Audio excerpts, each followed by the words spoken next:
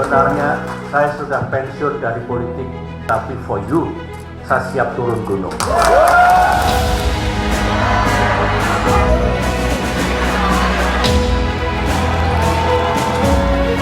Masih ingat saya?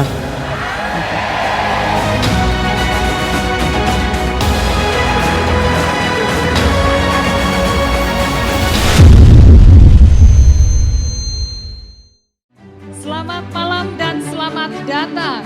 Kami ucapkan kepada Ketua Majelis Tinggi Partai Demokrat dan juga Presiden Republik Indonesia ke-6, Bapak Susilo Bambang Yudhoyono, dan juga Ketua Umum Partai Demokrat, Bapak Agus Harimurti Yudhoyono.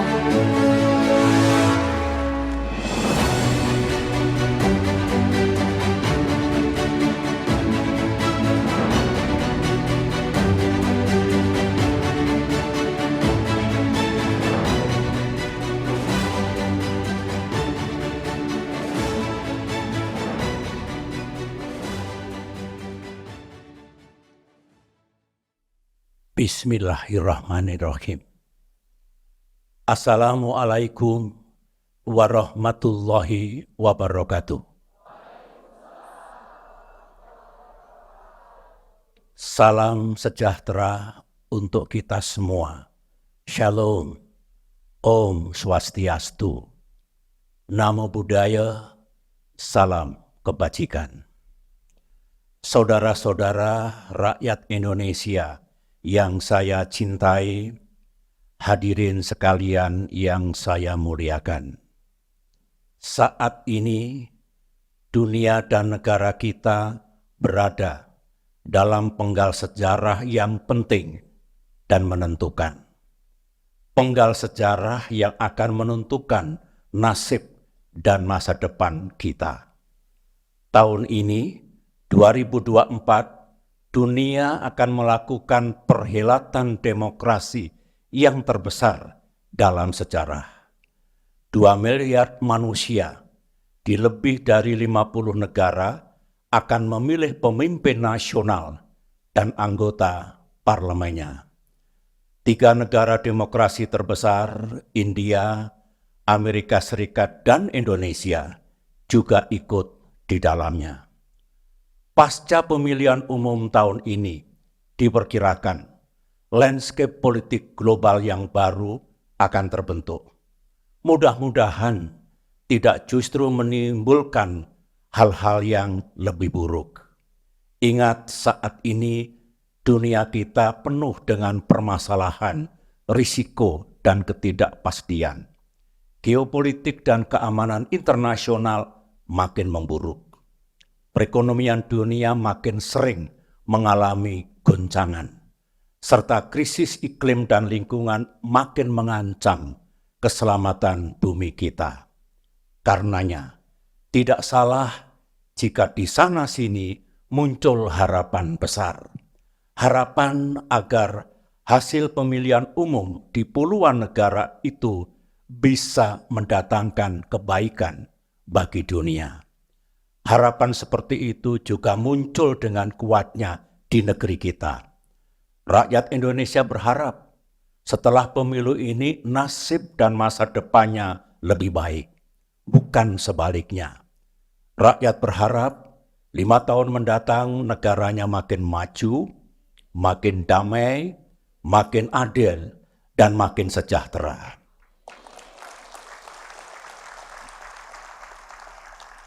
Rakyat Indonesia merasakan 5 tahun terakhir ini hidupnya mengalami tekanan dan kesulitan.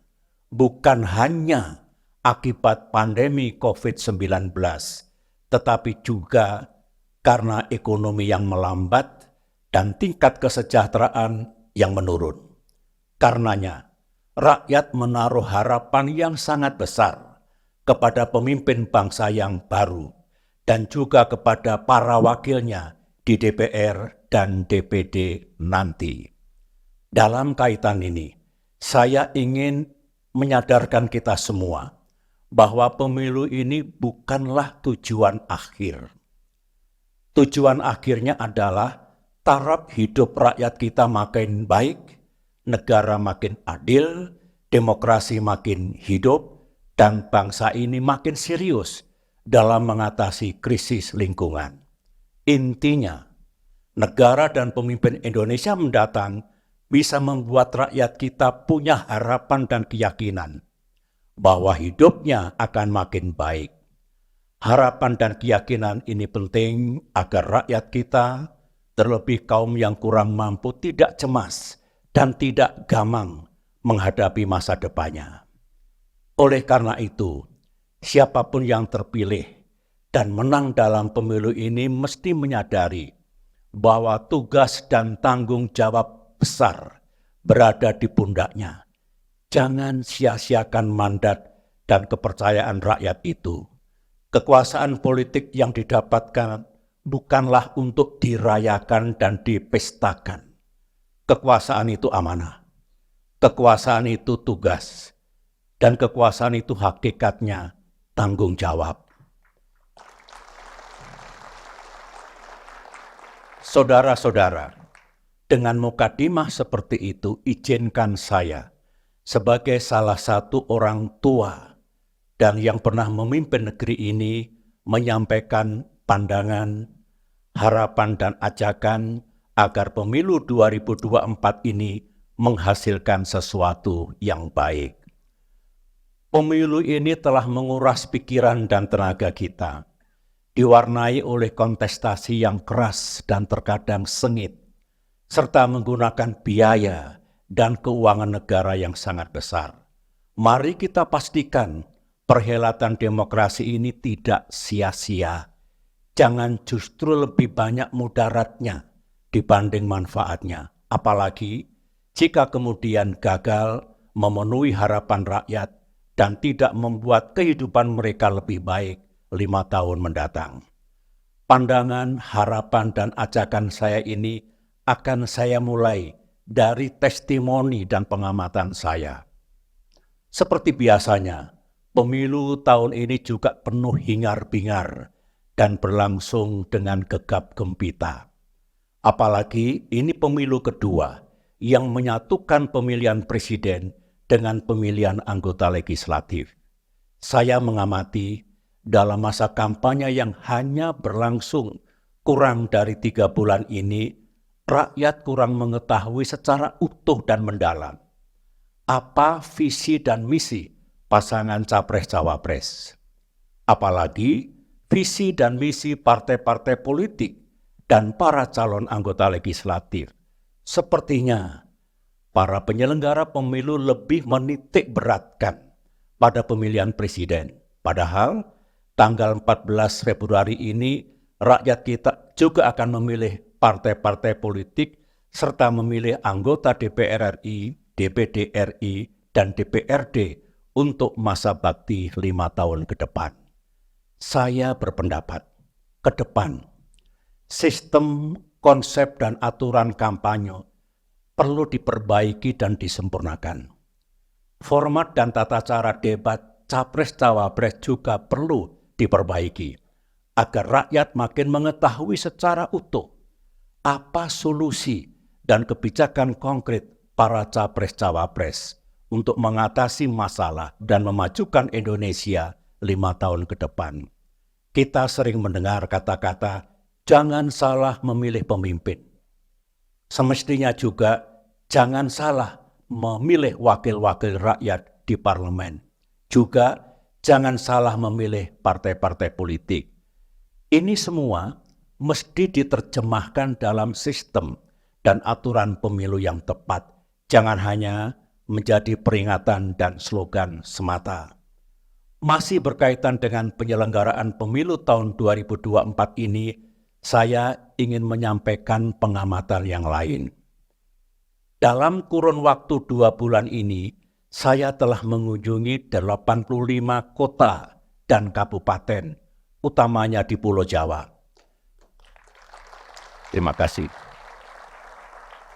Saya datang dan bermalam di kabupaten dan kota itu dengan menggunakan kendaraan darat.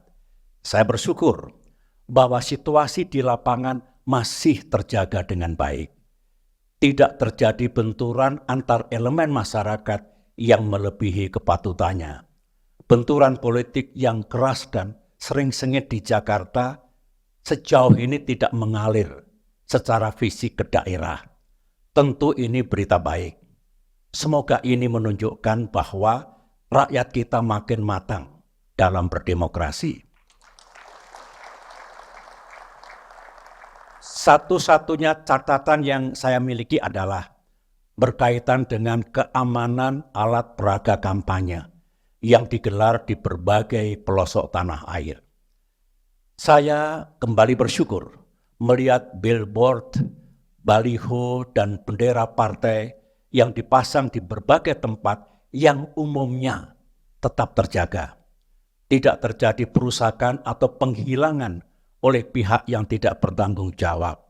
Tetapi di sejumlah daerah dan tempat saya menyaksikan telah terjadi perusakan dan penghilangan APK pemilu tersebut. Ke depan, para pengawas pemilu dan juga aparat penegak hukum harus bisa melindungi dan mengamankan alat peraga kampanye itu, memberikan perlindungan dan pengamanan terhadap semua APK milik pasangan capres-cawapres manapun, milik para caleg siapapun, dan milik semua partai politik.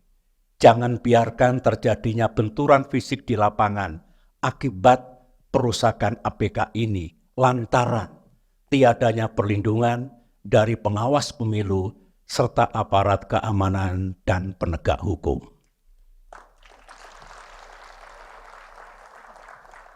Masih berkaitan dengan pelaksanaan pemilu tahun 2024 ini, ada satu hal yang mengusik hati dan pikiran saya. Di penghujung masa kampanye saat ini, muncul gerakan dan pernyataan kritis dari kalangan kampus. Di berbagai daerah, sejumlah rektor, guru besar, dan mahasiswa menyuarakan pentingnya pemilu yang damai, jujur, dan adil.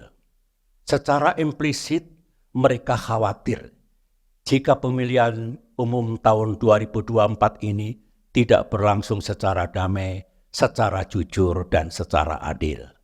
Sementara itu juga ada pernyataan politik yang lebih jauh lagi, seperti kalau pilpres hanya berlangsung satu putaran, berarti itu curang. Ditambahkan lagi, kalau pilpresnya curang, kita tidak akan menerima. Dan negara siap-siap chaos. Situasi ini tidak terjadi di 4 pemilu sebelumnya. Karenanya, melalui mimbar ini, saya ingin menyampaikan pandangan saya. Pandangan dari seorang yang tidak pernah absen dalam 20 tahun pemilu di era reformasi dan demokratisasi. Baik ketika saya berada di dalam ranah kekuasaan maupun ketika berada di luar ranah kekuasaan. Pendapat saya, menuduh apalagi memastikan bahwa pilpres ini pasti curang dan karenanya hasilnya pasti akan ditolak, tentulah berlebihan. Namun di sisi lain, mengabaikan suara-suara di luar yang khawatir pilpresnya bakal curang tentu juga tidak bijak. Begini jalan pikiran saya. Kita ingin, saya yakin rakyat Indonesia juga ingin, Pilpres 2024 ini hasilnya sah. Sah dan diterima oleh rakyat. Dengan keabsahan itu, pemimpin baru kita akan memiliki legitimasi yang kuat. Kekuasaan atau power yang dimiliki juga berkah, yang insya Allah akan mengantarkan beliau sukses dalam memimpin negeri ini 5 tahun ke depan. Kita tahu politik itu sejatinya cerita tentang kekuasaan. Seorang politisi akan diuji. Bagaimana cara kekuasaan itu diperoleh? Apakah sah dan halal atau tidak? Setelah memegang kekuasaan, dia juga akan diuji. Bagaimana kekuasaan itu digunakan? disalahgunakan atau tidak.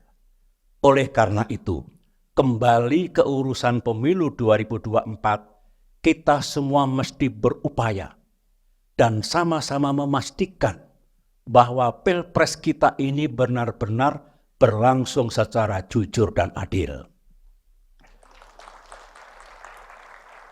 Negara beserta segala perangkat dan sumber dayanya yang dimiliki mesti netral. Saya pikir ruang untuk itu tersedia. Negara, utamanya para penyelenggara pemilu, tentu bertanggung jawab penuh untuk memastikan berlangsungnya pemilu yang jujur dan adil itu. Menutup pandangan saya terkait dengan pelaksanaan pemilu 2024 ini, saya hanya ingin bermohon kepada negara dan mengajak masyarakat luas untuk sama-sama menjaga reputasi kita sebagai negara demokrasi. Sejarah mengajarkan bahwa demokrasi juga mengalami pasang surut, ups and downs. Ini juga dialami oleh banyak negara di dunia. Karenanya, cara terbaik untuk menjaga demokrasi kita, ya mari kita jaga bersama-sama. Tidak ada cara yang lebih baik. Negara ini negara kita semua. Ibarat rumah, ini rumah kita bersama. Demikian juga demokrasi kita. Mari kita cegah agar tidak ada penyimpangan dan tidak ada hal-hal yang buruk agar tidak perlu kemudian sejarah mengoreksinya. Saudara-saudara, sekarang saya ingin menyampaikan pikiran dan pandangan saya tentang Indonesia 5 tahun ke depan yang menjadi topik utama pidato saya ini. Berkaitan dengan itu, saya juga mengangkat tagline yang sudah baik lanjutkan, yang belum baik perbaiki. Setelah pemilihan umum ini usai, pemimpin bangsa yang baru dan para anggota legislatif yang terpilih harus bersiap diri untuk melaksanakan tugas dan kewajibannya. Tugas mulia yang syarat dengan tantangan namun sekaligus juga peluang. Menyimak percakapan di forum internasional, termasuk yang dibicarakan di World Economic Forum, Davos, kita tahu bahwa dunia dan kawasan Asia tidak selalu cerah. Di sana-sini muncul permasalahan dan risiko baru yang akan berpengaruh kepada Indonesia. Geopolitik dan keamanan internasional makin memburuk dengan meluasnya konflik dan peperangan di Timur Tengah. Situasi keamanan di kawasan Asia, utamanya Asia Timur yang bersentuhan langsung dengan Asia Tenggara, juga makin memanas. Akibatnya, ekonomi global juga mengalami kerentanan dan risiko baru yang pasti akan berdampak pada ekonomi Indonesia. Singkatnya, ekonomi Indonesia 5 tahun ke depan tidak selalu mudah. Padahal, kalau saya menyimak janji-janji pasangan Capres-Cawapres, dibutuhkan pertumbuhan ekonomi dan pendapatan negara yang jauh lebih tinggi. Kalau tidak, rencana indah itu tidak bisa diwujudkan. Pada saat ini, pertumbuhan ekonomi kita masih tertekan. Dan ruang fiskal atau anggaran negara belum kuat benar. Beban utang Indonesia juga makin tinggi. Belum pemerintah harus menyiapkan dana untuk melanjutkan proyek-proyek besar dari pemerintahan sekarang. Kalau saya berbicara seperti ini bukan berarti saya pesimistik, bukan. Saya hanya ingin realistis. Saya tetap berpendapat bahwa seberat apapun permasalahan bangsa di masa depan, selalu ada jalan untuk mengatasinya. Harapan saya kepada pemimpin pemerintahan dan anggota legislatif mendatang, pikirkan dan rencanakan bagaimana cara meningkatkan pertumbuhan ekonomi dan kesejahteraan rakyat yang menjadi harapan kita semua. Tentu rencana yang benar-benar realistis dan bisa dicapai, achievable. Waktu masih tersedia, dan saya yakin itu bisa dilakukan. Ajak dan libatkan mereka yang memiliki pengetahuan, kecakapan, dan pengalaman tentang itu.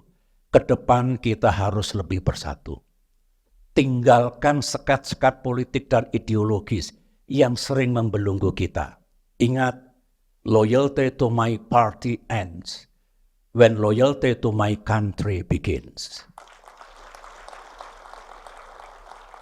Secara lebih luas, maknanya adalah kita harus mengutamakan kepentingan bangsa dan negara ketimbang kepentingan partai politik ataupun golongan.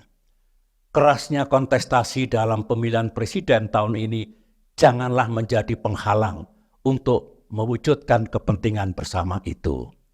Saudara-saudara, saya masih akan bicara tentang Indonesia 5 tahun ke depan dengan semangat, sekali lagi, yang sudah baik lanjutkan, yang belum baik perbaiki. Namun, kini saya ingin bicara dalam kapasitas saya yang lain, yaitu sebagai sesepuh Partai Demokrat. Sebagaimana saudara-saudara ketahui, sebagai peserta pemilu legislatif, Partai Demokrat juga memiliki kewajiban untuk menyampaikan visi, misi, dan agenda perjuangan 5 tahun ke depan. Intinya, apa saja yang hendak dikontribusikan oleh Partai Demokrat ke depan, baik melalui lembaga legislatif maupun lembaga eksekutif, baik pada tingkat pusat maupun daerah. Perjuangan Partai Demokrat senantiasa bertumbuh pada idealisme, etika, dan nilai kebajikan dalam berpolitik. Demokrat memandang masa depan sebagai tanggung jawab, sebagai tugas, dan juga sebagai medan perjuangan untuk memenuhi harapan rakyat.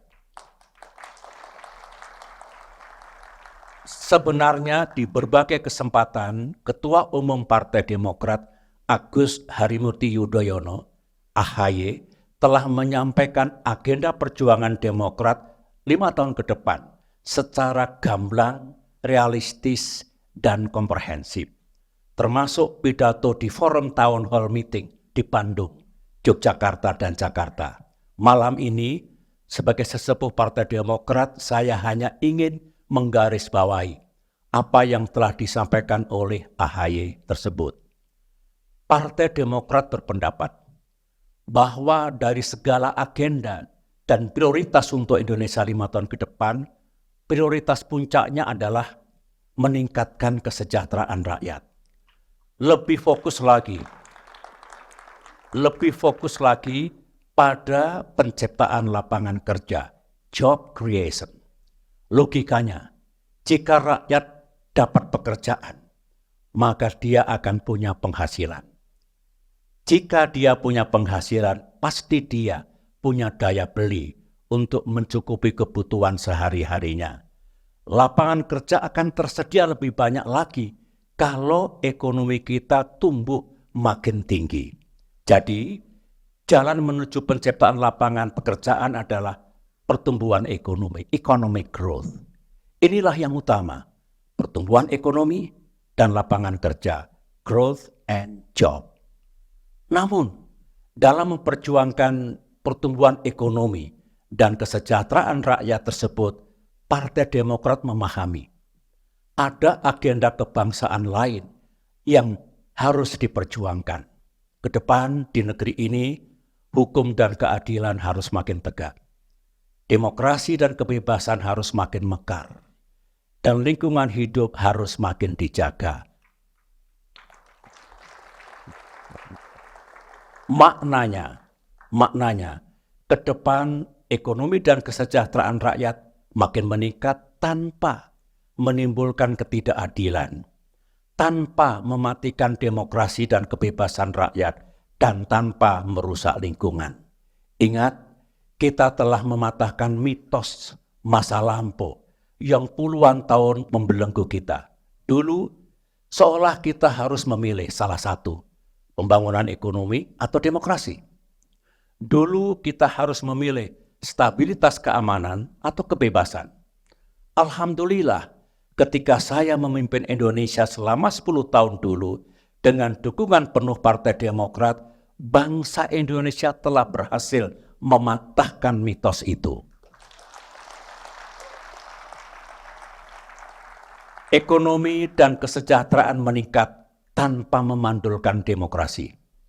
Stabilitas dan keamanan nasional terjaga tanpa menutup ruang kebebasan rakyat. Artinya, kita bisa mendapatkan semuanya. Tidak ada yang perlu kita korbankan. Inilah agenda perjuangan Partai Demokrat 5 tahun ke depan. Jika saudara-saudara rakyat Indonesia merasa cocok dan bersetuju, mari berjuang bersama Partai Demokrat.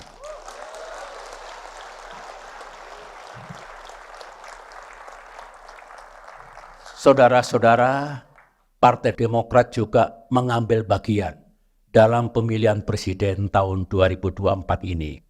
Sebagaimana saudara-saudara ketahui, kami mengusung dan mendukung pasangan Prabowo Gibran.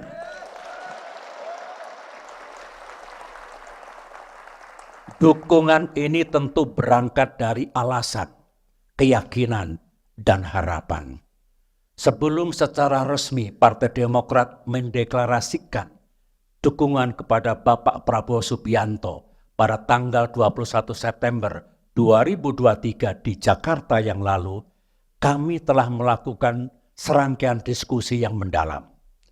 Diskusi dilaksanakan antara Pak Prabowo dengan saya, juga antara Pak Prabowo dengan AHY.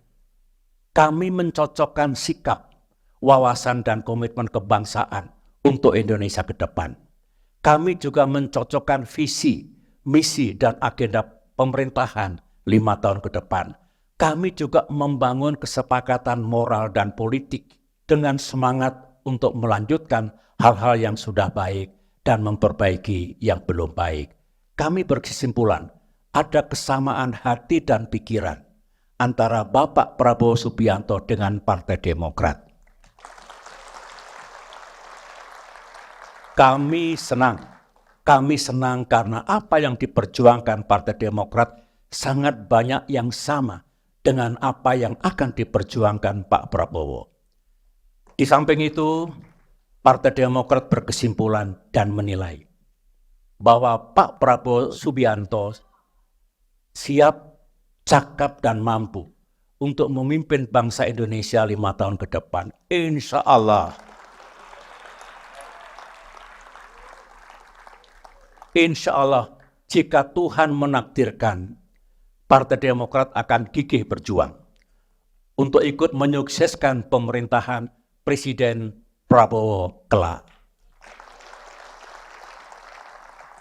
Saudara-saudara, mengakhiri pidato ini, saya ingin menyampaikan bahwa sejarah bangsa Indonesia tengah diukir kembali.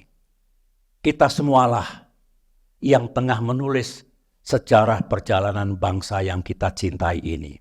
Marilah kita pastikan yang kita tulis adalah cerita yang baik dan indah, agar anak cucu kita kelak bangga kepada bangsa dan negaranya.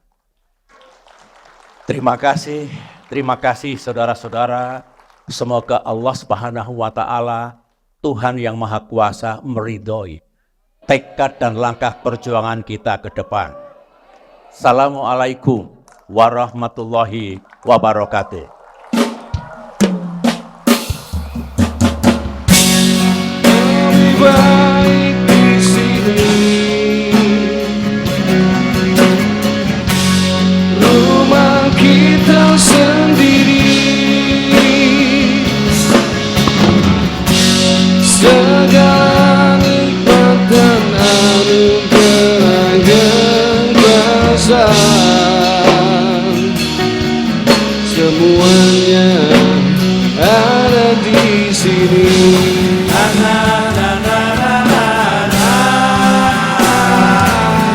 Terima kasih Bapak SBY, Mas AHY. Demokrat will never walk alone. Never walk alone, kamu nggak sendiri. Karena Demokrat berjuang bersama rakyat.